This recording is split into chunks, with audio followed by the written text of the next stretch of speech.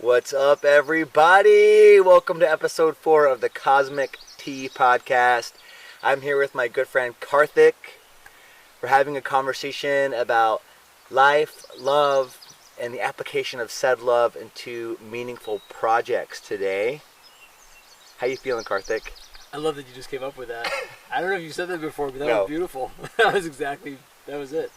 I'm feeling great, man. This is such a sweet gift to get to come and see your space here, and yeah, we've already talked a lot about what we're going to be talking about, right? Yeah. And I'm already excited to share so much of what I've already heard from you and learned from you about this. Yeah, it's almost like when you hang out before doing a podcast, you don't want to let all the juice out. But I know there's a lot of juice there, and a lot of minutia that I'm curious to ask you about. Obviously, you have something that's coming to fruition right now. Tell us about that project you've been working on. Yeah. So I've been in the retail food space for 10 or 11 years now, since we moved to Ithaca. And both at the big Green Star here in town, the food co-op, for a long time, and then more recently at a really sweet, cute little cafe up in Trumansburg, about a half hour, 45 minutes from here. And the more I've been in that space, the more I just saw the magic, and I have my own feelings and thoughts on how I'd love to manifest something like that. And so the past few years, I've been working on starting my own little market cafe type space, is how I often call it, in Danby, like 10-15 minutes from here. Yeah, Danby Food and Drink, and it really feels like I'm sure every small business owner feels this way, I hope, but it really does feel like I'm birthing this kind of like my creation in a way, and it's really, really exciting. Nice. It's called Danby Food and Drink. Yep. Keep it simple, right to the point. Well, what I always tell people is I'm so not the creative type, right? So it's like, okay, well, it's about as dry as it gets, but hopefully it's also communicative. I've joked around with some friends on some underground names we might have for it. Okay, yeah, have like the street name. Exactly, yeah. It's like, in a way, by keeping the name simple, you're letting the space speak for itself. Yes. Which is, a cool name can only take you so far. Right, totally, yeah. Yeah. It's a nice way to look at it. And I think it is giving birth. That's like one of the things, I think, as a man, we get a chance to give birth to our creative projects, and especially spaces are very near and dear to me after doing almost 20 years in hospitality, like restaurants and stuff. Yeah. It's like you learn a lot about how spaces create experiences, and like every experience happens somewhere.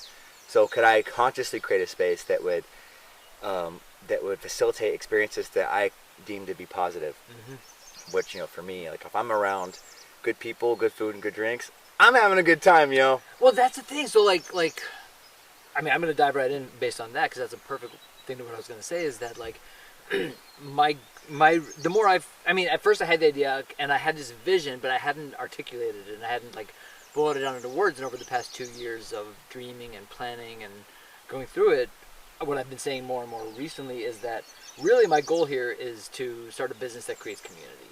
Mm-hmm. That's what I want to do. That's what I really enjoy doing, and I think I have a gift for doing. It just so happens that as the human species, we, more often than maybe anything else, create community and space and connect around food and drink, right? And so I don't think I even was fully aware, I wasn't fully aware of the fact that was my main driver, right? It was like, okay, I know food and drink, I like the space, I'll do it. And then I was like, no, this is actually what I'm doing. And that's how I'm getting there. So like the spiritual dimension within that space creation. Mm-hmm. Yeah, I just had kind of like a thought on that. I was like, okay, because what is community? It's a word that's getting thrown around a lot, and there's probably a lot of different definitions. There's the whole community thing, or commune. Not to say it's a commune, but to commune. Yeah, exactly. Communion. Yeah. So there's that food and drink element there, or like sharing the experience of consuming. But I think there's even a level beyond that where it's like when your basic needs are met, because like if you're communing, theoretically, you're not dehydrated, you're not malnourished, you have that basic needs met, and there's almost like a moment of just like it's like so fertile it's a fertile relaxation that my needs are met, and we've done Your that guard is together. down a little. Your guard's down. Yeah. And when your guard's down and your needs are met, wow, alliances and friendships are just so easily found. Dude, I'm already loving this. We got like 86 more minutes to go. Let's do this. Yes, yeah, to all of that. And so at Main Street Market, where I work right now in Trumansburg, I've been there a little over 3 years. I know the names of more than about half of everyone who walks through the door at this point, you know? And like, that's what it is to me. It's cheers, right? Yeah. Everyone knows your name. And I think we all want that on some level. Oh, we all want that big time. But sometimes it can be obnoxious, like going a dig. You're so right. Like, I'm just trying to low-key slip in and get my thing. It's like, nope. That's how I felt during my years at Green Star. I would go in with the kids on my off day, and you know, I'm social. I love saying hi to people sometimes, right? And I love just doing my thing, getting out. And I'd have people. The best was when people come up to me like, "I know you're not working, but," I'm like, "Actually, there's no but after that. It's straight up. I know you're not working. Have a nice day." Yeah, right. It's only talk about friendship-related things here. And you know, I try to help if I have space for that when I wasn't with my little kids at the time. You know. Yeah. Like trying to do their thing. Well, that's one of the supposed benefits of being employed is that when you're on, and when you're off, you're off. Where when you're self-employed, I like to say, you're never working and you're always working. Yeah. Because you might get a phone call or text, or even just have an idea or an awareness or a conversation needs to be had at any weird time of the day or night. And there's something that's like inherently a lot of responsibility with that. Yeah. But then there's also something that's so incredibly liberating about that at the same time. So far, how's that going for you, that transition? I'm like really in the thick of it right now, right? I'm hoping to open in a couple weeks. I think that's pretty likely. So I'm like, there's so much to cram in now in these last few weeks here. So there are definitely plenty of moments where it still feels like work, you know? Yeah. And it like, to contrast to some of the stuff I'm really excited about, like setting up the space and like planning the menu. And then there's some stuff that feels like real drudgery right now. And that's part of it, and that's totally cool. But I love holding that vision. And there are, you know, even when I'm in those like harder moments of like, this is clearly grunt work or like painful work or whatever it is, or costly work a lot of times, right? It definitely feels different than doing that at a past job where I didn't really feel as connected to the work, or even if I did, it wasn't mine in the same way. Yeah. You know, so there's absolutely that. It kind of takes the edge off, or there's like this like kind of background halo around it or something like that. You know, like a little bit of sunshine even when it's really hard. Yeah, when you believe in the project, and every project has elements of it that are scrubbing the toilet, whatever that might be, it makes all that a little bit easier, and you can find some deeper meaning in that, and like, you know, learning to do the hard parts of life, not only with a smile, but with like a real sense of accomplishment and belonging and things like that. That's like maybe one of like the great codes, like one of the doors that will open to you, you know, to anyone that takes on their own project in that way. Right, absolutely. One of my I don't even remember who said it right now, but one of those quotes I had on the bottom of my email signature for a long time was, life isn't about waiting for the storm to pass, it's learning how to dance in the rain. Yeah. You know, and that's what you're saying. That's what there. You're right. There probably is an element of that here, because even when it's, you know, coming down hard, there's a bigger. I mean, it can still be painful, right? And that's this is a big part of these life lessons. But it's like we learn that we can handle the pain. The pain is not us. The pain will pass, right? It's like whatever it is in that moment is what it is in that moment, and that doesn't mean to like shun away from it, or that doesn't mean to like, you know, hopefully let it consume you, although that can happen, right? But it's about just recognizing it for what it is, and that there's all this too, right? Always. It's always here. We've been through a phase of like kind of collective chaos that I guess you might say has no beginning or end. just a big fat middle, a big something burger that we're all chewing on. And it's like waiting for the conditions to be right, like waiting on the wars to end, or waiting on the health emergencies to end, or waiting on the finances to be good, or whatever. It's almost like there is no arrival moment, and then it's already now it's begun. So I think that's kind of like goes back to the dancing in the rain thing, like how that's such a universal awareness, and it might take some really like difficult times or some crises to catalyze that. But yeah, there was an element of life. I heard one time, it's like it's a violin solo that we all start at birth, and you just have to go into it. You're not really getting lessons, because you can learn lessons about food and drink or music or something like that, but you can't learn lessons about you. Like the lessons about you is your life itself, and there's no manual to you being you. There's just a discovery process, and then there's a commitment to saying, I'm just gonna do this, whatever it is. There's just something about people that are successful and entrepreneurs that just say like, I don't care, ready or not, here I come. You know? Yeah, no, for sure. There's that. I mean, and that I'm definitely having some of those experiences recently where it's like, I regularly have moments of I can't do this. Yeah. Right? I mean that's almost daily. I can't do this. I've never done this before. I don't know what I'm doing. Right? All those.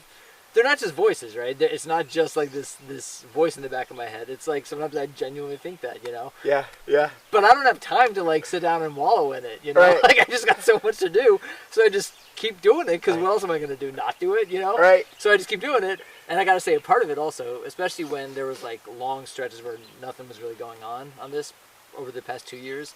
Like there'd be a month or 3 where it was like pretty dead and just kind of waiting for things to happen. And I regretted having told people, right? Because now they were holding my feet to the fire, not intentionally, but everybody was asking me, how's it coming? And then now, forget about it. That's all I talk about. But back then, and I definitely had like some, I don't know, feelings of embarrassment, like it's kind of falling apart, and I told so many people why I opened my big mouth, you know? But also that's what, there were probably times, I wondered, there were probably times over this where if I hadn't told people, if it was just me, and I was only in so deep, if I might have just walked away. Totally. You know, when things were hard? I mean, that's one of the benefits and secrets of being witnessed is like, it's like, for example, when I go to yoga at Mighty or something like that, I'm working like 10 times harder than I am in my house. Sure, yeah. Because I'm like, I want to, like my ego is almost now my friend because it wants to be seen in a certain way. And I also don't want to let other people down. Yeah. There's like an element of like wanting to come through, and yoga, you participating is in a way it's showing the group that you care and you're inspiring others through your thing. So when it comes to a project, or I'm thinking of like getting married, you don't get married in private, you get married around your friends, because when it gets hard, you want to remember like these people are counting on us, you know, and there's something about that can be really helpful.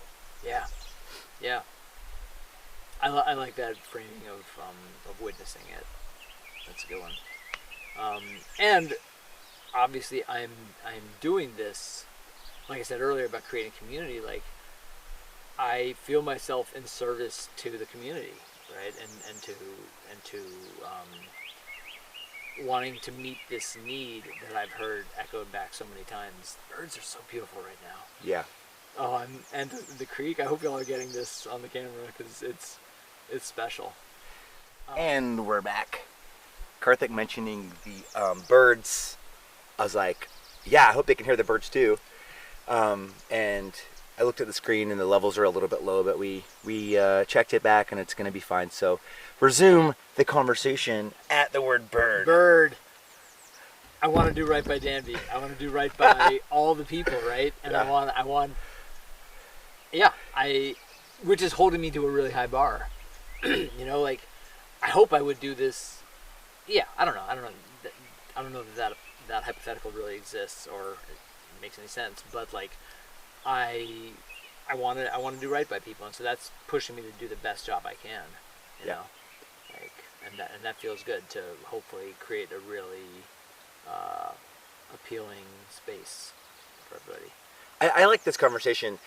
We're getting into kind of like the subtle aspects of the like what is the ego and like the identity of self, what motivates people, And I think it's like totally okay to say that, yeah, we long for the approval of our fellow humans. Right? And like, can we as adults who have skills apply those skills to create quality, to generate beauty in the world for our fellow friends, and live a life of service? Hell yeah, man. And that's a good thing, just to be like, yeah, I am doing this for approval. Right. In a good way. You know, we all need that. And I think there's kind of the ego's become such a four-letter word in the last, and it's like, no, actually it's great. Yeah. And it's unavoidable, so it can be. Yeah. If we I think what I try to do in that, or at least what I'm learning from our conversation and what I want to try to do, is to embrace that ego with a lot of heart, right? And recognize that there's a part of me that wants to look good and feel accepted and appreciated as me, and that's a totally natural human desire, right? Yeah. And so, you know, learning how to relate to that feeling and how to extend love to it, like I want to be able to do and try to do with as much in my life as possible and with as many people as possible. Applying that to that part of myself, right? Yeah. And I don't want to have to hate any of me, right? Right. And when I do, if I can remember to kind of pivot on that and see it as, like, and I've had to go through some hard times in the past, you know, like hear that self-doubting voice or that self-hating voice, and I think we all have it to some degree, right? And hear that and say, hey, you know, I hear you, and I've learned this through therapy and stuff, and not far from just myself. But you know, feeling that part of myself and saying like, "Hey, I see you, and I recognize that you're here to fulfill some kind of purpose, right? You think that needs to be said to keep me on the straight and narrow, or to keep me working hard, or to achieve success as you define it, right? But remembering to sit back and say, "I love you for that. I'm cool. You know, we're good. You can take a back seat right now, right? With love." Yeah. You know. Yeah, Elizabeth Gilbert said, like, you know, okay, you could be in the car, but you can't drive. Yeah. You know, like, 'cause there's something about this thing that is like radical acceptance, and that voice is going to be there. And like you said, it's not just imaginary. There's elements of self-doubt that are can be very real and even like healthy.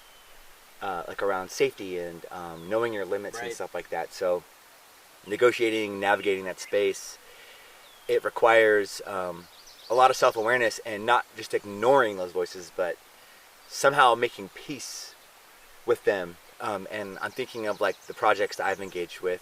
It's like, you're like, okay, I have the project. I'm going to do the project. And then you realize somewhere along the way, you are the project. Oh, sure, yeah. And it's working on you.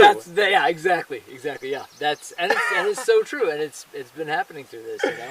And it's funny, while you were talking about that, I found myself going to like my relationship with my kids, right? Yeah. And parenting, and always telling them like, we're all imperfect people who were raised by imperfect people who are raising imperfect people, right?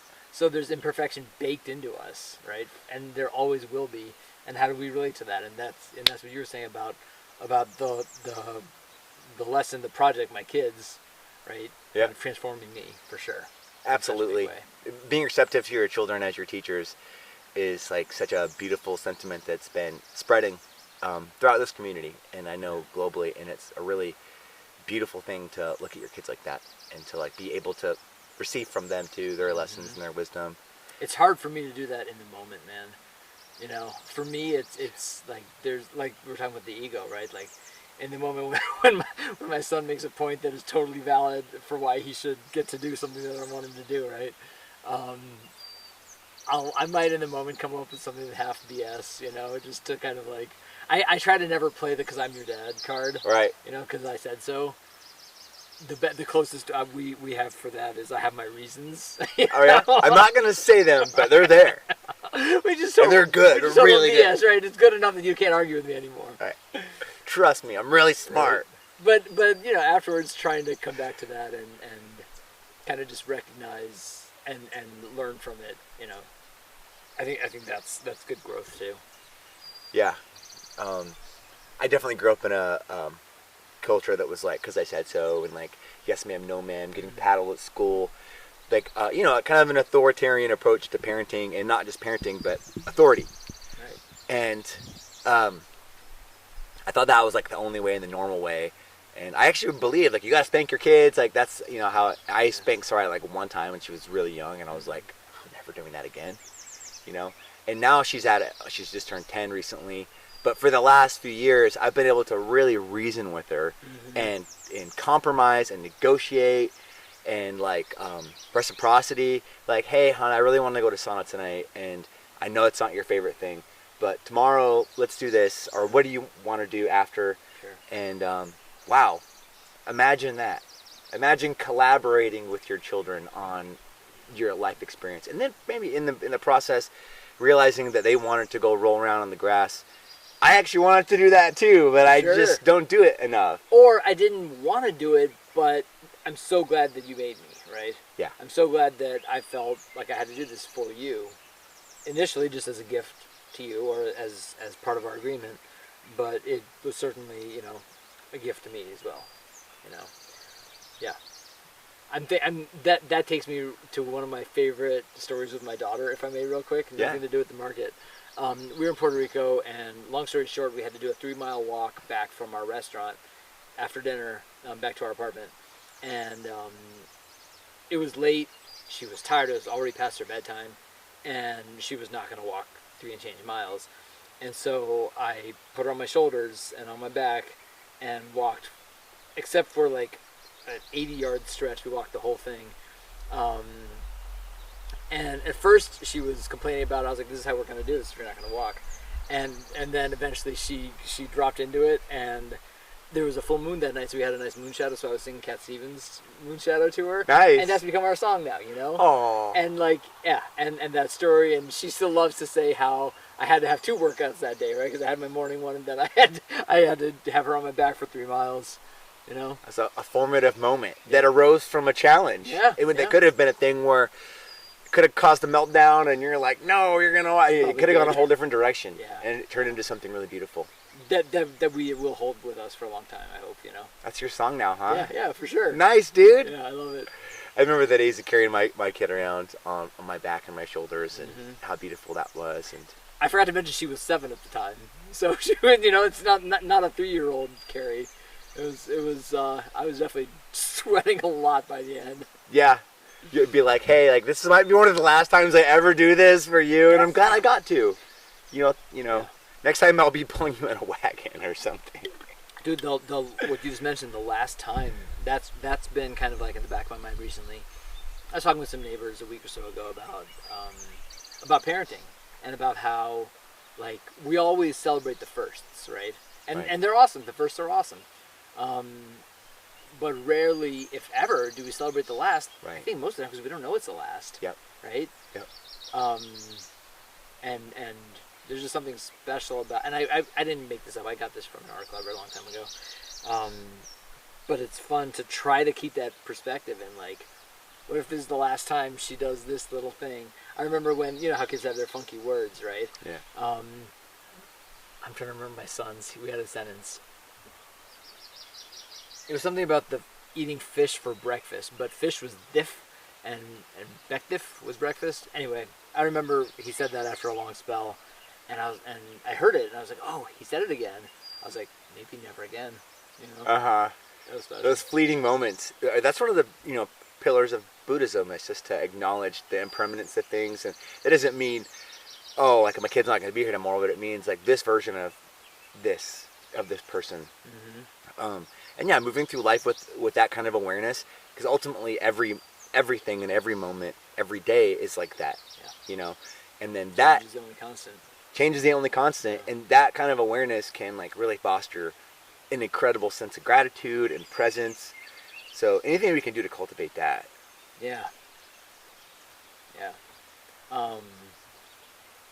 As I love this, man. I love just like ideas popping, and we're getting pretty meta here. Yeah, I'm there, and I'm about to bring it right back down. Because what I was gonna say is remembering that change is the only constant I think could be really helpful for me as I go through this market, right? As Yeah. in these early days, where it's like I should expect that things will change, and that's and I know it on a big level, right? I know that like products that don't move well I won't keep having them in, and things like that, right? And ideas that I have may or may not work, but like just remembering that the energy of it, right? The energy will change over time.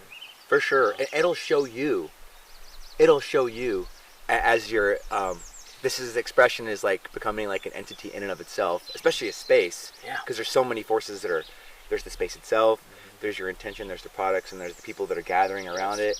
You've mentioned wanting to bring artists in, musicians in. So there's other creative energies that are going to be. So it's like it will reveal itself to you. Like you said, some things work, some things won't work, and being in acceptance of that, and not in resistance to that, will allow it to become its full destiny. and no, that's so true. And I think one place that takes me is to remember that it'll become the space. Like I'm kind of creating something of the vessel for the space to become and go where it wants to go, right? Yeah. And some of that's going to come from the community, and I might even be resistant to it, you know. And it's going to be a line that I have to learn how to walk. Yeah. Is like I was talking with a mutual friend of ours, Max, about one of my ideas of showing Premier League and Champions League soccer matches and final games, right, from those leagues. I don't see European soccer shown anywhere in this town, and there's a ton of fans. Bro, culturally, that's so much more fun, in my opinion, than any other sporting event. Well, you're right. Just how it bonds people. Absolutely, or can bring people apart in a loving way sometimes. You'd be shouting, but at the end, you're all friends, right? Totally right. Yeah, and so I was sharing this as like one of my many like ideas for how to just like create space and help it be useful. And he was like, yeah, and even if people don't dig it, which I think they will, but even if they don't, you do you. And I was like, that's the pivot. That's the other half of what you were saying. It is, yes. You know, which is also true and good, right? Is like, if I'm really feeling it and I have faith in it, I mean, it is my creation in some way. I'm not saying I need to fly in the face of the community on everything, you know. Right. But for something like that, if it really speaks to me, it might grow into something. So we're getting into the paradox of life itself here. It's like... Of course we are. I love this conversation especially because it's like every sentiment has like kind of two faces. So I'm thinking like you don't want to be stubborn with your vision, but you want to be loyal to your vision and stay with it. Because sometimes, you know, like for example, the football thing, you know, as we call it, footy. You know, I spent a year in the UK and I was around that enough to understand that there's something very special with watching football together. You know, It's my son's and my little like nightly routine as we watch like either Premier League, Champions League highlights. So yeah, it might be one of the greatest, maybe the greatest sport on earth, because it's almost like ballet. It has a beautiful dance to it. The stamina, the mental, the popularity is unheard of. So it's like the sentiment of sticking with something. Like if you start to do it and people are like, "What's this?" They walk in and they're like, "I don't know about this," and then maybe it takes like a little bit to catch on. And for the word to get out. But then, you know, in a few months or in 6 months, it's like the thing. And it's like you got a projector outside and, you know what I mean? Dude, I definitely want to do that. Yeah. I heard of a wedding not long ago. I mean, you couldn't write this where it was an Argentinian marrying a French woman. And their two families, opposite sides, on World Cup Day, apparently. Oh, wow. So they got married in the morning, watched the game all together that afternoon. Oh, wow. And can you imagine, like, what a way to, like, connect with your in-laws, brand new in-laws, is through that kind of tension? Yeah. We're craving camaraderie on a deep level. And I actually, I play sports. You play sports? Yeah, Ultimate mostly. Ultimate. Yeah. Are you doing the Friday League? I've played around with a bunch of leagues here over the years, but I'm not playing anything right now because of the market.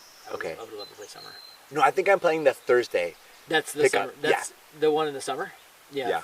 Buttermilk. Yeah. Yep. So, every night, you all do a league night, when you go out to a local bar. After, Yeah.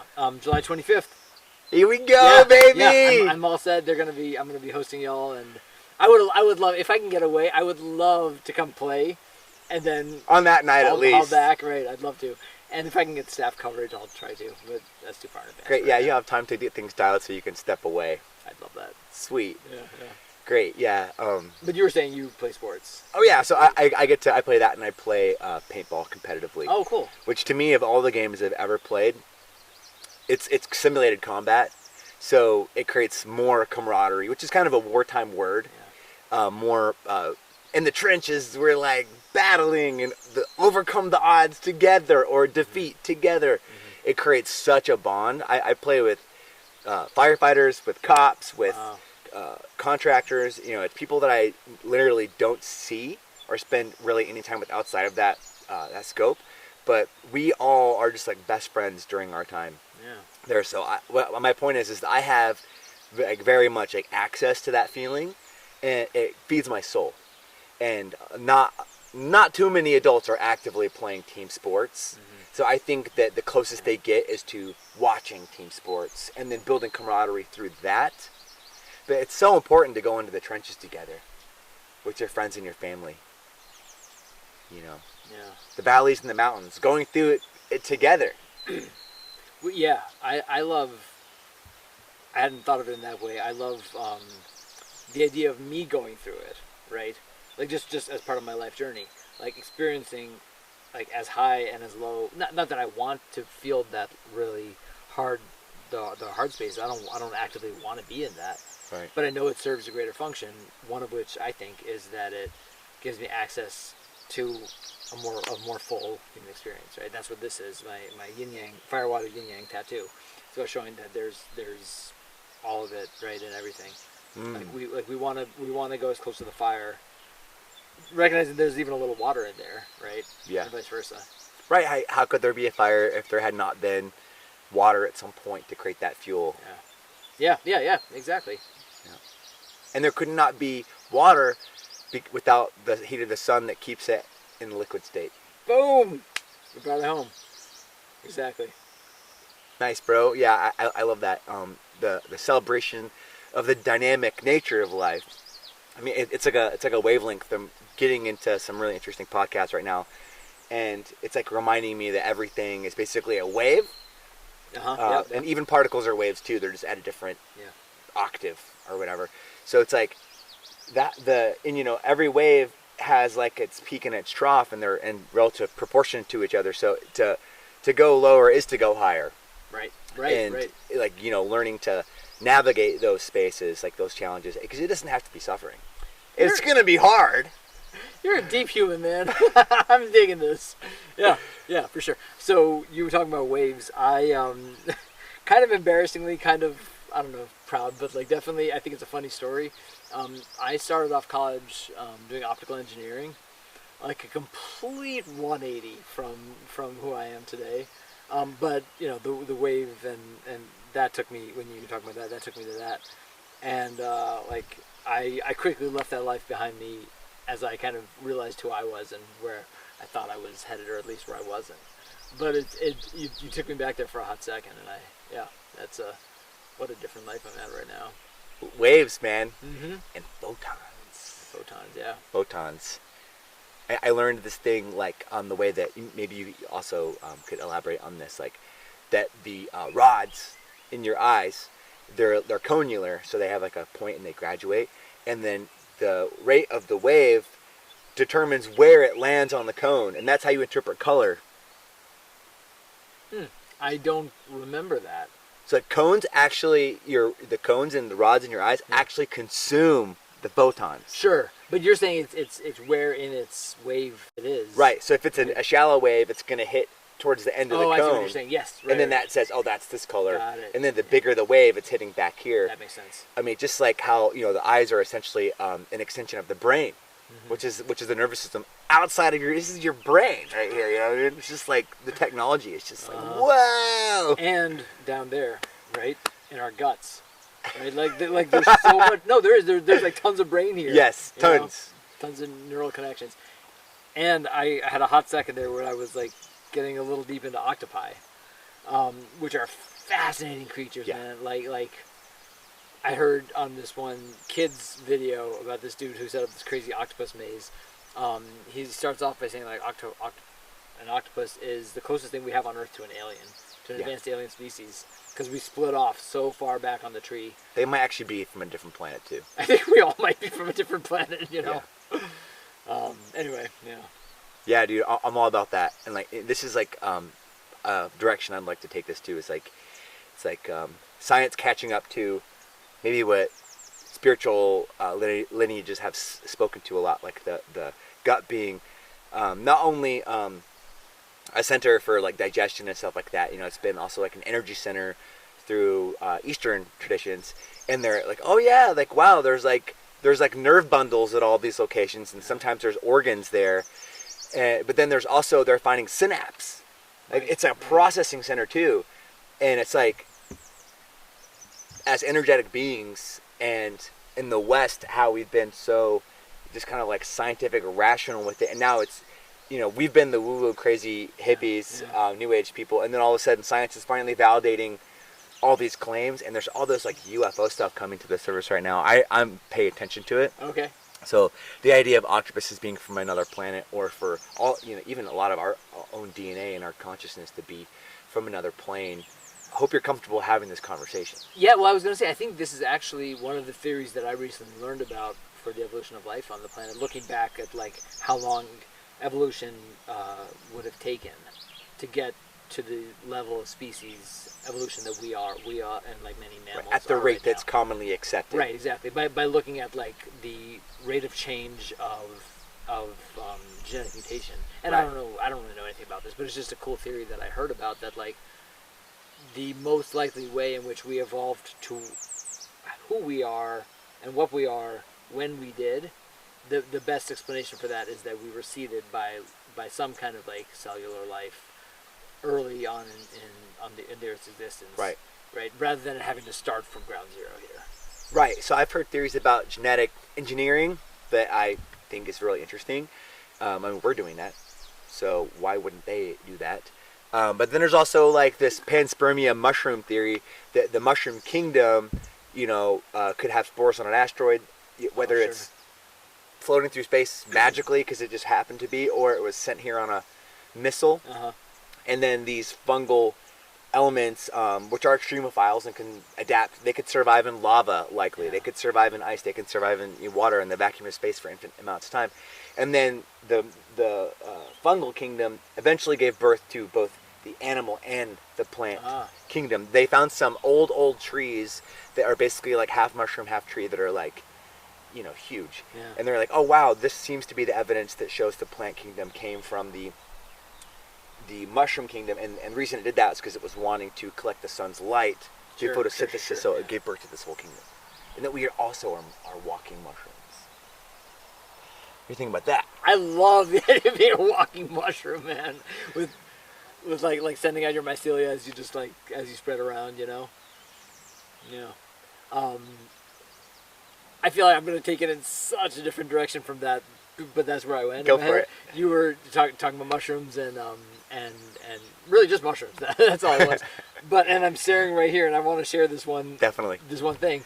I'm really excited. This feels like such a plug. No, let's do it. That's okay. It's not my company. It's just like I love it. I was at a food expo recently, or in the fall, and I came across these guys, and they make mushroom jerky, shiitake mushroom jerky. I know you had some before, but let's do it for camera's sake. So freaking good. I was telling Kartik I don't usually go for the meat alternatives, but this is probably one of the best I've ever had. This stuff is so good. Anyway, so I mean, come on. yeah, we're gonna. I want to sell that in a big way. Oh, that's delicious, and it really does taste. And it's so good. It's like organic mushrooms and other organic spices just dried. I'm gonna chew this. I was giving Kartik permission to promote his business and product. He's not being paid for this yet, but you should probably pay him for this. But just like how it's okay to talk about what you're doing and to believe in what you're doing enough to share. It's like that's one of the reasons that we decided to do this, was to bring attention to his project. Yeah, when we talked about it for a while. there was definitely part of me that felt a little uneasy about that, like I shared with you. But Yeah.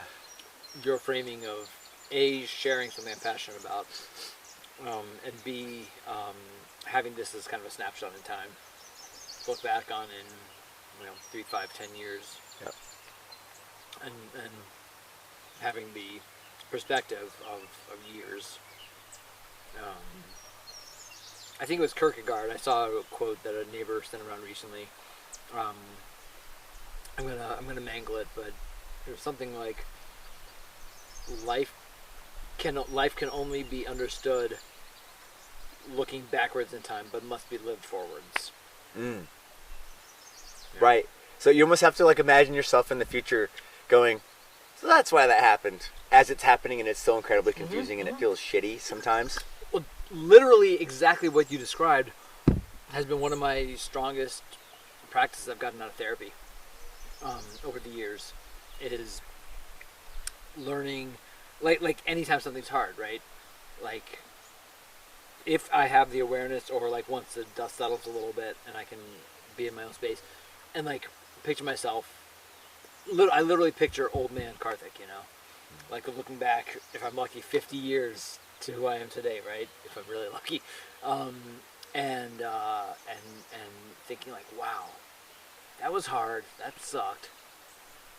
But just like now, when I look back at stuff I had that happened in my teens or 20s or whatever, it made me who I am, Yeah. And it was hard, but I'm here, I'm still here, and that takes so much of the edge off it. Yeah, that's like a practice to try to like tap into that in real time as it's Right. happening. I remember when I was like really upset a couple years ago, and I felt the world just coming down on me, and someone came up to me and they kind of saw where I was at, and they said, "Listen, this is going to change your life. Are you ready?" And I was like, "Yeah." He's like, "Life is happening for you, not to you." I don't know, at some point I'd want to like lay on the ground or something, So I was just looking up at the camera, and I saw that we had full card, and had stopped recording at some point. We don't know where, but there's some heady stuff going on over here. Some of it might be top secret. So let's just resume at Bird. The Bird, we're back to Bird. Oh man, where was I with Bird? Or Jedi. Right, yeah, Jedi. That's great. I was where I was right after realizing that I am in fact your Padawan. Is that I was thinking about like just this idea of connection and learning, but like connection with others and how that's really. It's kind of it's the more I've kind of connected with that that perspective, I've realized like that's my church, that's my religion. That's why like Grassroots, the music festival, that one of the earlier places where you and I connected was tossing a frisbee in the infield field there. Yep. But that kind of space, being physical and active and connecting with good people, like that to me is what I need. Like that's my medicine, and it's my spirituality in a big way. Yeah. And I mean that spirituality literally in terms of like the growth and the work that I have to do, right? Like I can think of a conversation I had recently with somebody I love, where they were talking about something that was very contrary to how I see the world. And I really had to kind of just check where I was at, and this was actually in a work context, with somebody that I know through work, and I just had to check where I was and recognize this is their reality. And I asked, like, how would you like me to engage with this right now? Right? Because I think that I feel differently about this. And they're like, you just listen, man. Just take it in. I said, sweet, yeah, let's go. That's some maturity right there. You're able to ask, they're able to give you a good answer, and it was nice to have that moment. And all right, here we go. Now we're going all in. It happened to me, I think, in that moment because I love and know and trust that person, as a member of my community.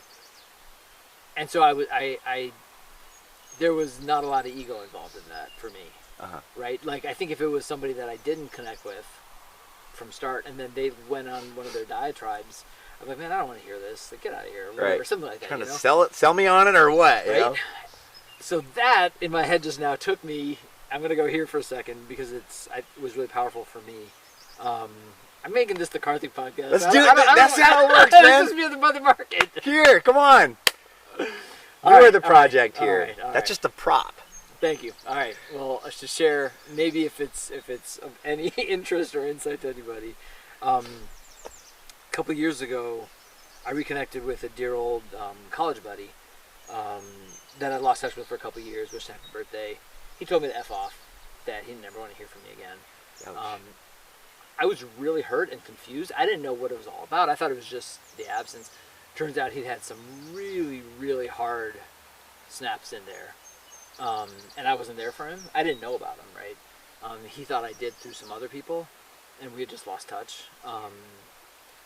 And I kept reaching out. I was like, dude, I didn't know. And finally I was like, you clearly don't want to connect. I can respect that. There's nothing but love here. So hopefully rather than if you feel like reconnecting, I'm here for you. And it was because I had a lot of love for him that I knew that I had the resources to say that to him, right? If it was somebody I wasn't as close to, all right, and I probably would have felt pissed and hurt about it, right? But A, there was so much love, and B, I knew I'd done nothing wrong. You know, I didn't, aside from just letting time and space drift us apart, which, you know, I know is not anything wrong. So, for that reason, like, I knew I'd done nothing wrong, and so there was the only explanation for what was going on was that he was hurting.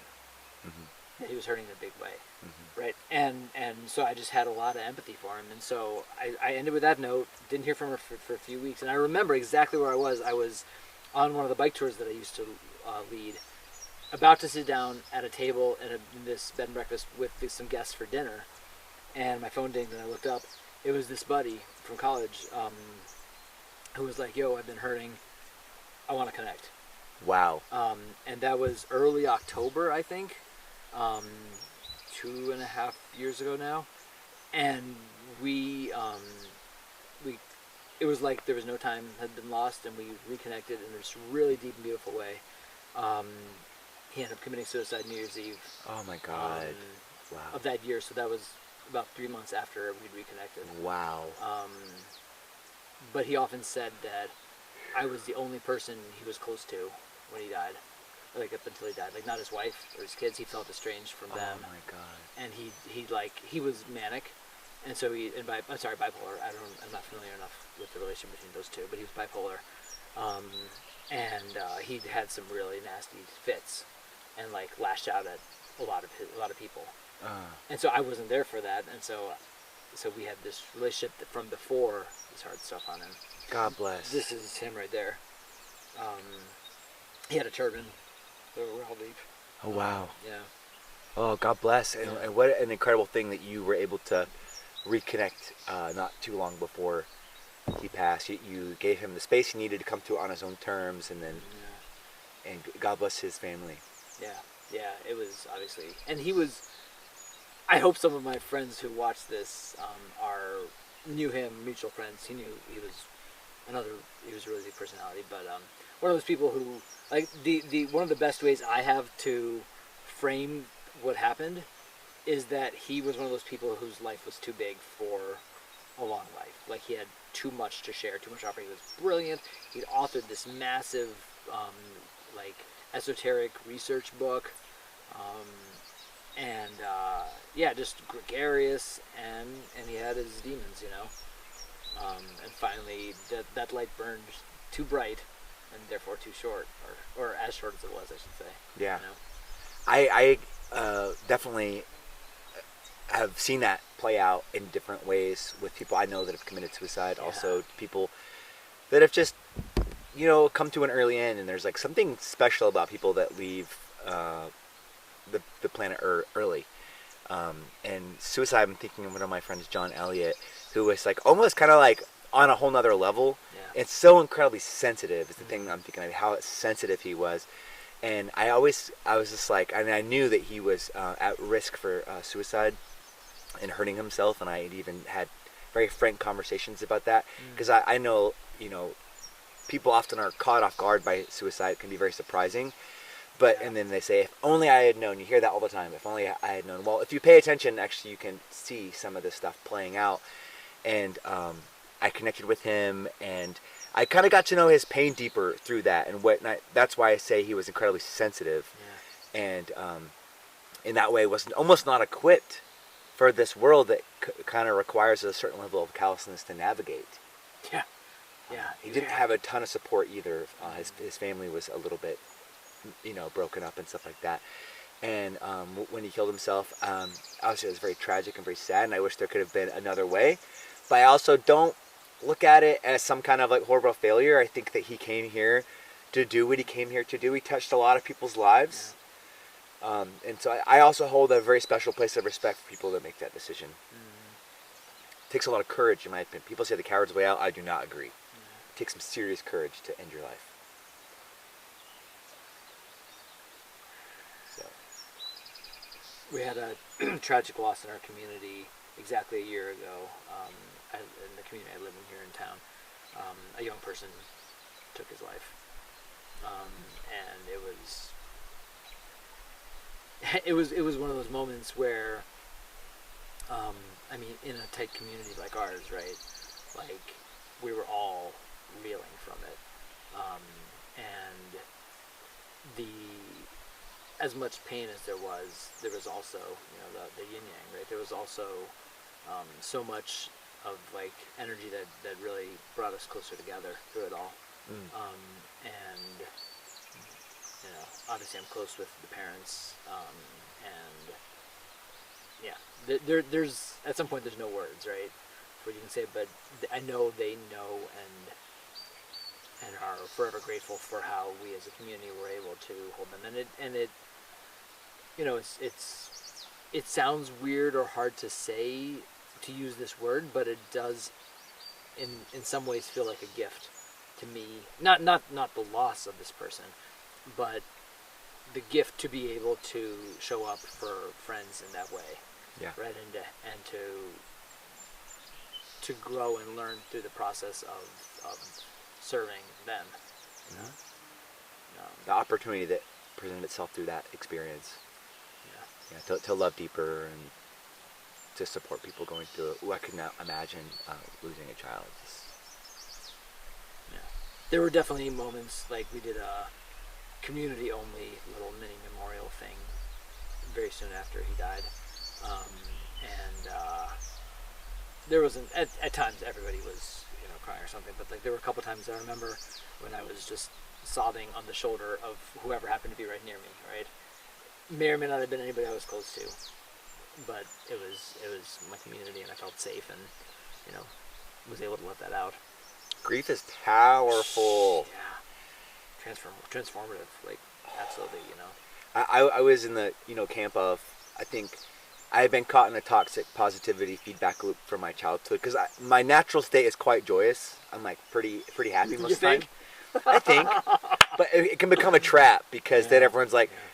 They're like, what's wrong with you? You're supposed to be happy. And then you're like, maybe I should pretend to be happy. Yeah. And then you hear about all these suicides of comedians. And it's like, thinking of Robin Williams and even Jim Carrey dealing with really strong depression. And what Jim Carrey specifically, what his comedy was born out of very hard times, also as a response.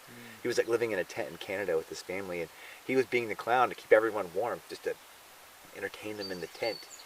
And that's what I didn't know that about him. I mean, it's the diamonds coming from pressure thing, Yeah.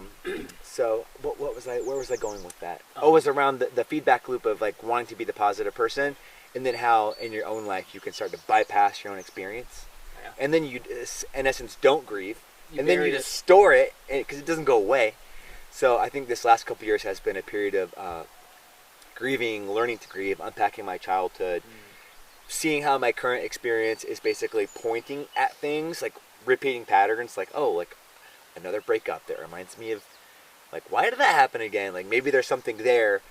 And those patterns, right? And just, ultimately, like, learning to be, like, more honest with myself about my experience. And then through that, I can hold people, because, like, a lot of people are just like, don't be a drag, man. Like, how you doing? Well, I don't really want to know how you're doing. I just asked you that to be nice. It's like, but that, when you ask someone, they're like, really shitty. Like, tell me about it. If I have time and space, like, let's talk about it. You know what I mean? And then not shying away from the hard conversations. Right. Being a real, not just a fair weather friend, but being a real person there. I sometimes get asked, or a comment, about like, some people might say like, I don't understand how you can do small talk all day, in this kind of work, right? Like, bartender barista style work at times. how can you do small talk all day? And my answer is always that it's not.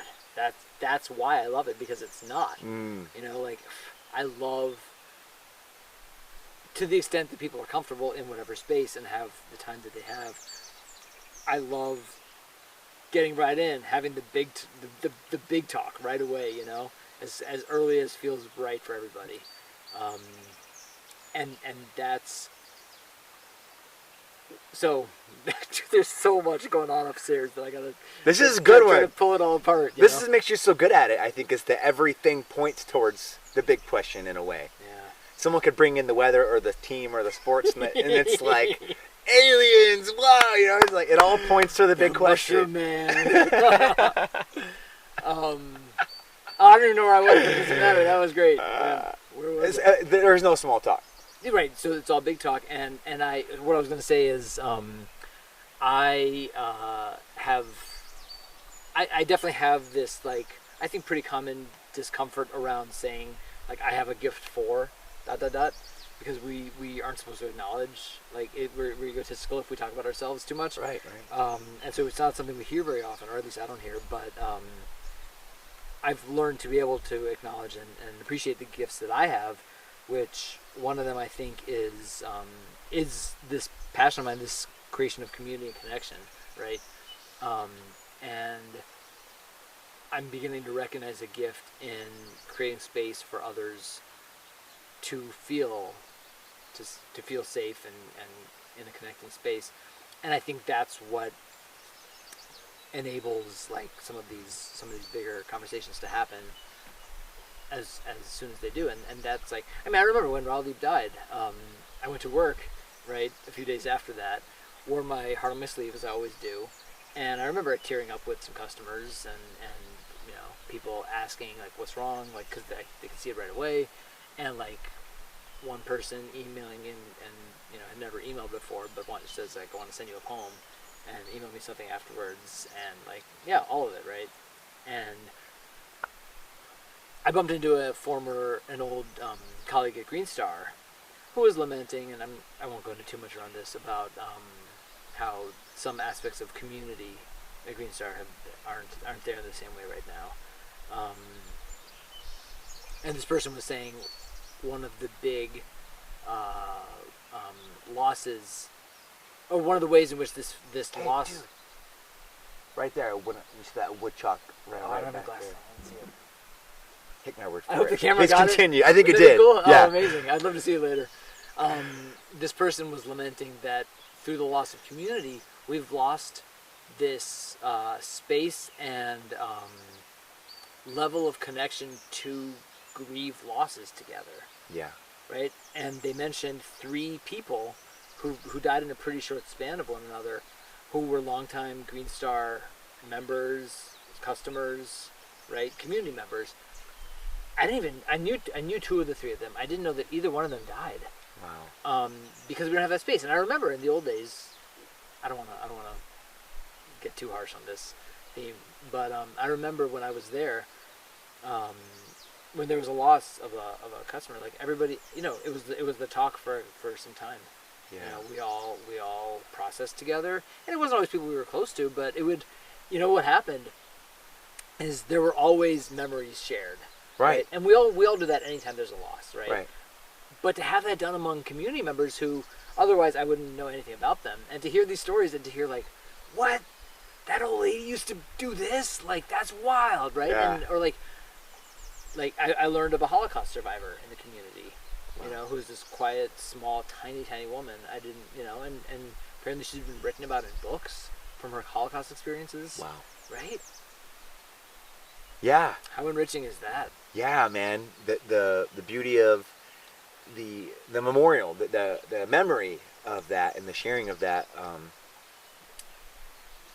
Death. That's what I wanted. That's what I, during my dreaming phases around the market, like, it would be such a great honor to be able to support a family during a time of loss. You could host laments. Yeah, like however, what exactly? Like I've Whatever definitely that thought is. of that, but like, yeah, like, or just like anything, right? A space for the family's out of town family to connect in a different way. A venue for things that are not just sports and music and celebration, but also a venue for grief. Yeah. That reminds me exactly. a little bit of the the Public House, the original pub. I got to go to Ireland many years ago, and we had an amazing tour guide, and he took us to some really old pubs, and so we started learning about the culture of the pub, and it's so different than anything we could think of in America. It was like the Public House was like a lot of people were living in poverty, so this was like a place where they could come, where there was a fire, there was good food, and there was pints, and if you had no money, maybe you'd do a dance, or Right. say, maybe you're gonna earn your dinner that night with your limerick poems, Sure. or the kids would be in there, the dogs are sleeping on I the love ground. that. This is amazing. People would literally spend the night in there. Yeah. When they Hotels, right? I mean there was that whole in the inn, the inn, all that's of what that. Yeah. I mean that was like a cultural phenomenon that I think got them through some really hard times. Yeah. The Irish have been through some really, really hard times, and that's in their DNA, and that's what the Public House was, basically like a castle, fortress against those hard times. So it was not just for the good stuff, it was for people in need. This absolutely feels like my life work, right? Is to get to help create with the community, but create the space to create another space like that, and where I work in T-Burg is Main Street Market, is like that in a lot of ways too. Like it's where community happens through casual conversation sometimes, and sharing of hard news and sharing of joys, Yeah, the whole human experience deserves to be seen and witnessed and supported, not just all the good times. Right. Which seems to be a theme that we're kind of like pointing back here is like the dancing in the rain that. thing. It's like, don't just dance when it's sunny outside, and like don't dance in the rain by yourself, although you can. But like, hey, like let's as a team embrace the highs and the lows together, and like build community that's like truly resilient. I think if the state of the world right now, it's all pointing towards this stuff around building resilience and solidarity around all these things that are threatening. Like what I see is a lot of consolidation of power, and I see a lot of capture of agencies, and it seems like a lot of our financial infrastructure and a lot of our political infrastructure and a lot of things that are here to supposedly create and support quality of life here in our country and globally are under threat. And the only way we're ever going to get through this is if we can unite on a really deep, powerful way and come together. And I'm thinking back into the Renaissance. This was something that we have recorded history of, a time where people really came together creatively to overcome odds.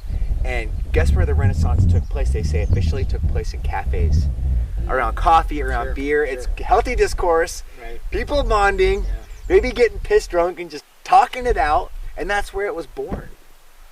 Charlie Horse.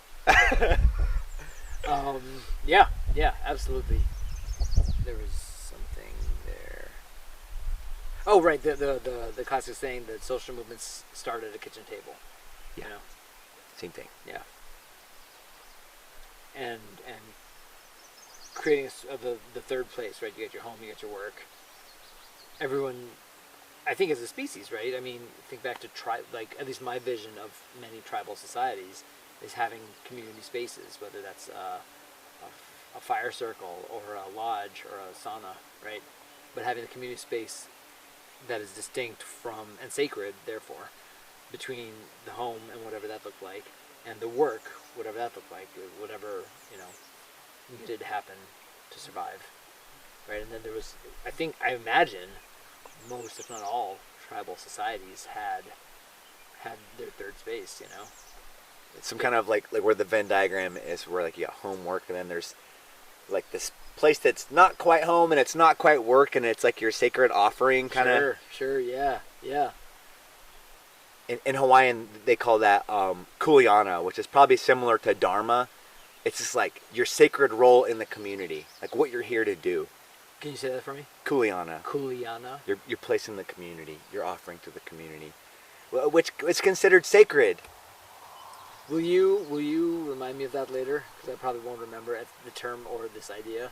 Absolutely, yeah. One of my ideas for the space is to have like really sweet words throughout the market. You know. Nice. Like just when you say Kuleana, like I want that word because then it sparks a conversation. What is that, right?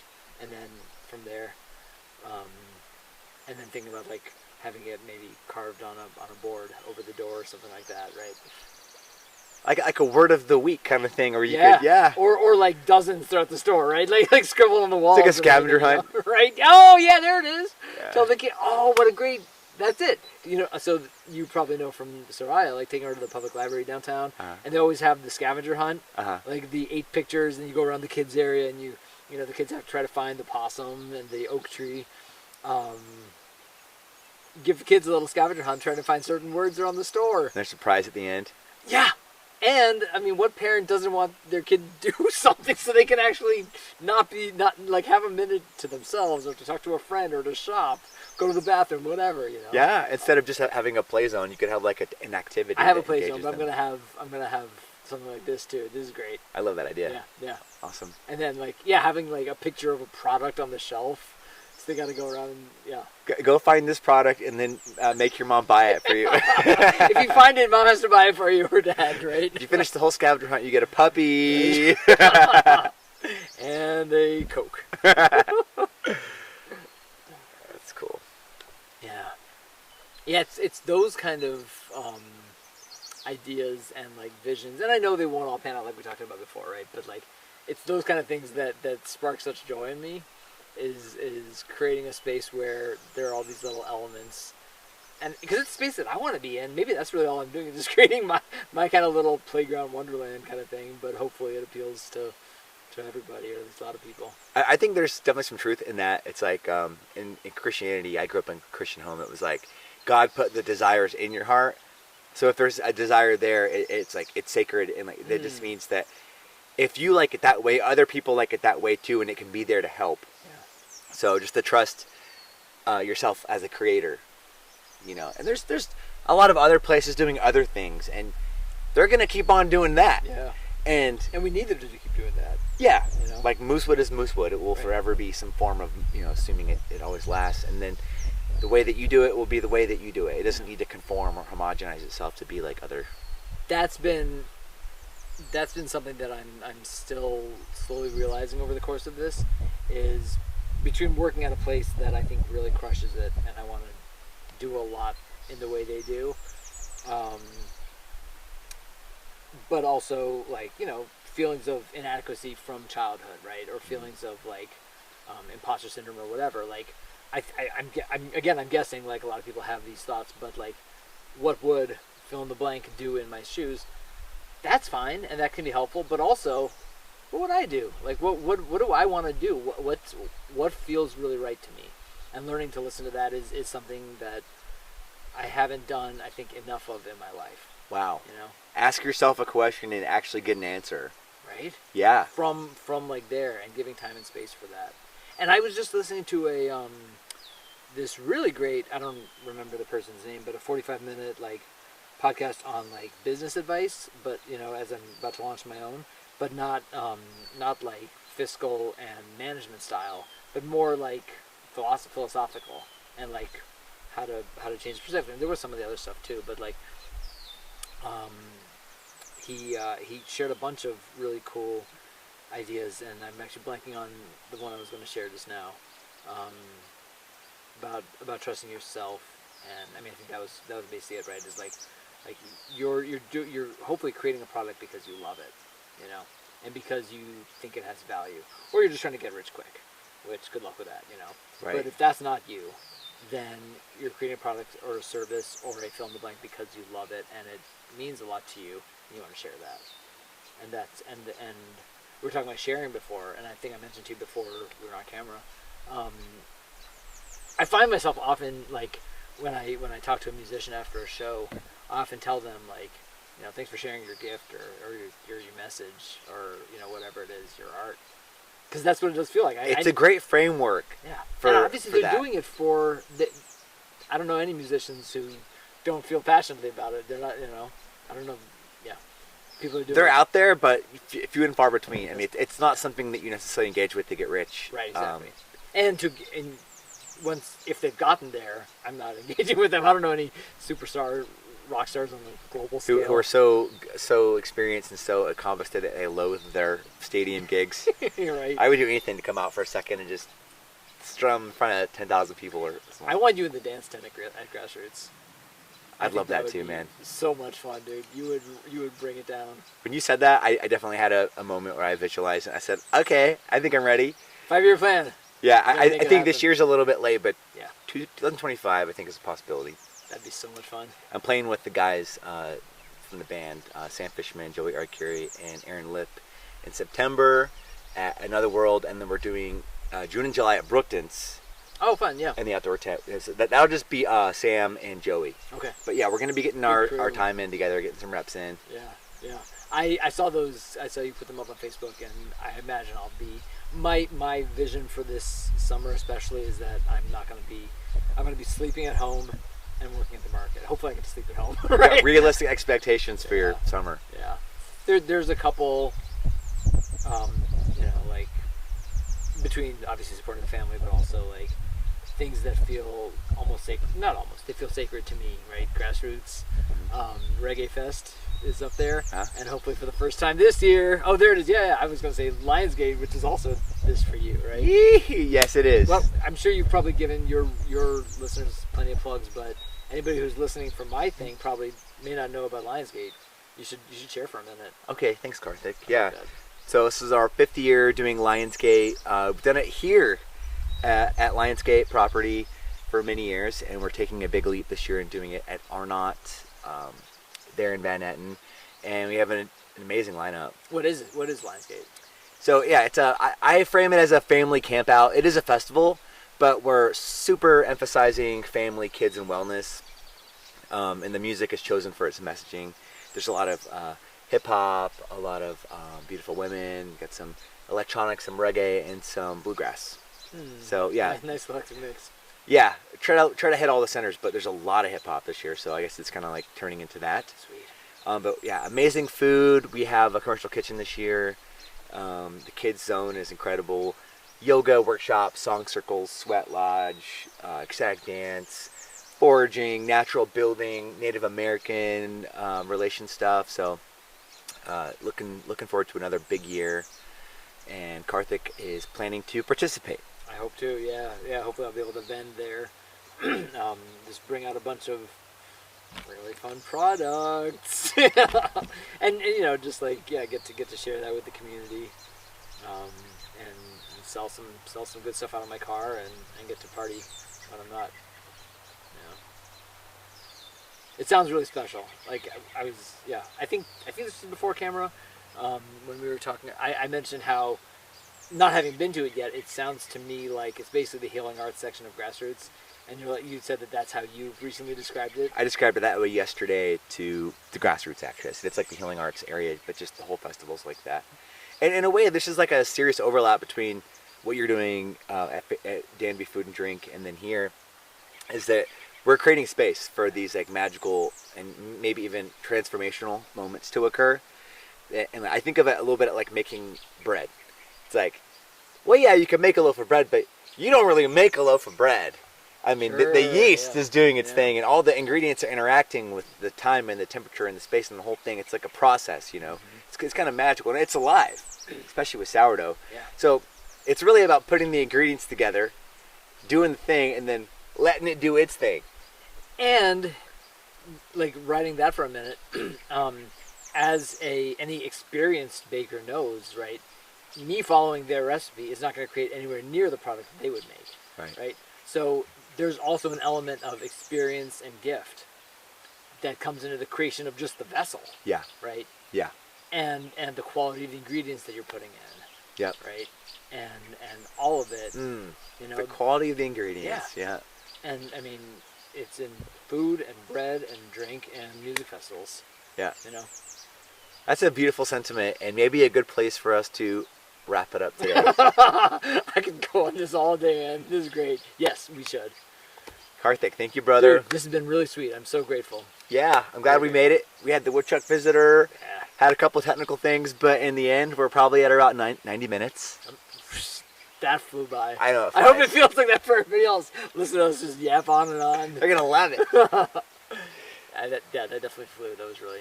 I'm so grateful you asked. You asked me to come out and do this. We'll do it again. Maybe on location at Danby Food and Drink. Oh, sweet. Yeah, that'll be fun. We could like interview your patrons and be like, "What do you have to say about this?" Depends on who we ask. They might not have great things to say. Fucking shit. There might be a few of those. Sweet. Well, this has been episode 4 of the CoZmic-Tea podcast. Good to the last drop. Thanks for tuning in. Please feel free to like, subscribe, tag, and share. With that, we bid you a fair adieu. Thanks, y'all. Love you, brother. Love you too.